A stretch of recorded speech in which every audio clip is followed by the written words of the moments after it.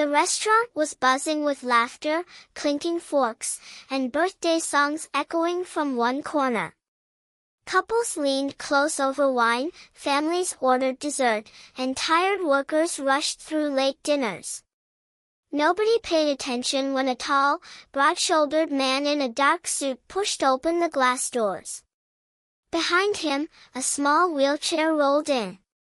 A boy, 9 years old, sat in it, his head tilted slightly, hands twitching as though fighting invisible strings.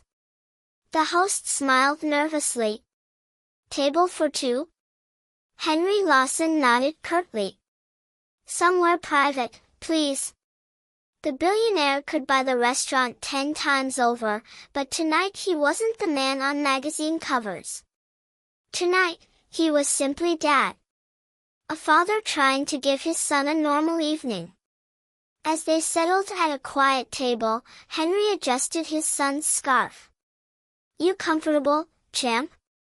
Matthew blinked slowly and smiled, though his hand trembled on the table.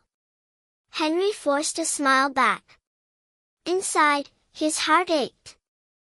Money had solved many things in his life, but not this. Emma walked over balancing 2 glasses of water.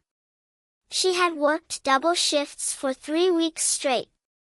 Rent was due, her mom's medication had doubled in price, and nursing school felt like a faraway dream she had buried. Still, she put on a smile. "Good evening, gentlemen. My name's Emma, I'll be your server tonight."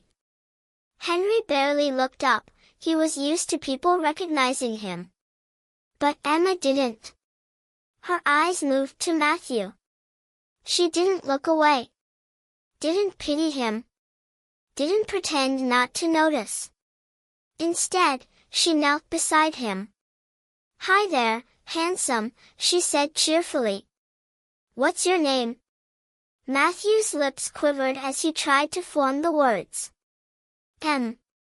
Ma. Matthew. Emma beamed. "Matthew. That's a strong name. Can I tell you a secret? I bet you're going to be my favorite customer tonight." The boy giggled softly, surprising even his father. Food arrived. Matthew tried to lift the spoon, but his hand shook, sending peas rolling across the table.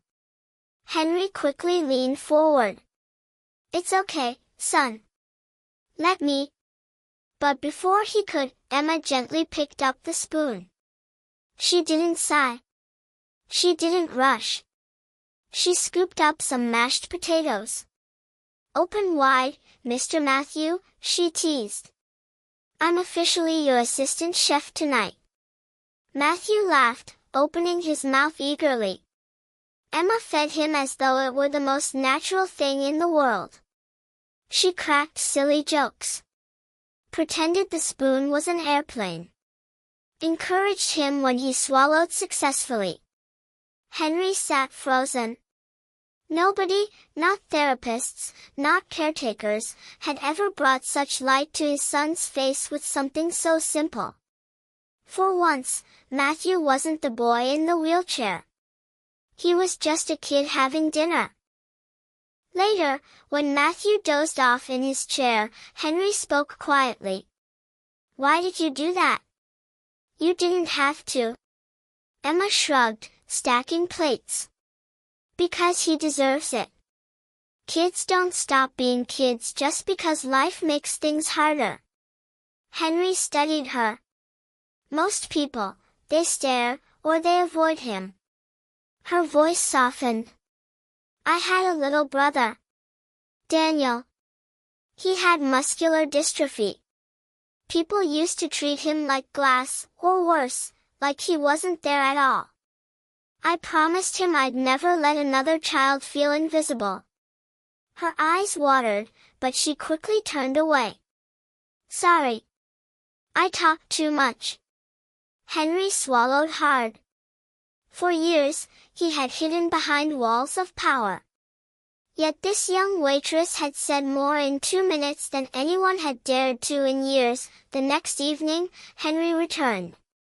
And the evening after that, Each time, Matthew grew more attached to Emma. One night, after closing, Henry asked her to sit. "Emma," he said slowly, "do you have dreams?" She laughed bitterly. "Dreams don't pay the bills." "I didn't ask about bills. I asked about dreams." She hesitated. "I wanted to be a pediatric nurse. To help kids like my brother. But nursing school is expensive. And my mom is sick. This job keeps us afloat." Henry looked straight into her eyes. "What if I told you I could help? Your tuition. Your mom's treatment. Everything. Would you take the chance?" Emma's eyes widened. "Why would you do that for me?" Henry's voice cracked as he glanced at his sleeping son. "Because you gave my boy something I couldn't. You gave him joy." Weeks later, Emma sat in a classroom, her nursing school tuition fully paid.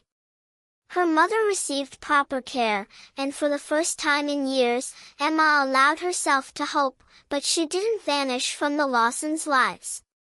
She visited Matthew often, reading to him, cheering him on in therapy.